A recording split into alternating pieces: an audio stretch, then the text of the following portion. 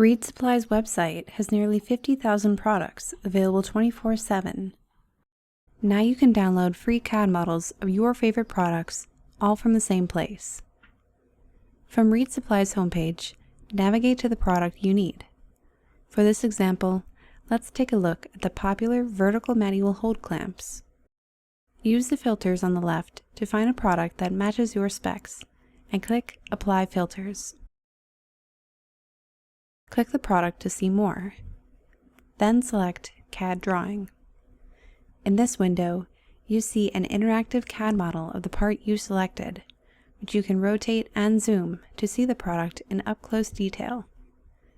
The tab on the right shows you all your product specs, so you can ensure you have the right part for your application.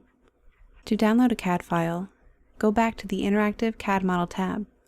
Here you can choose to download a 3D PDF datasheet that includes a 3D viewer and a link back to the web page when you're ready to purchase the product. Click Generate CAD to download a CAD model. Click Add Formats.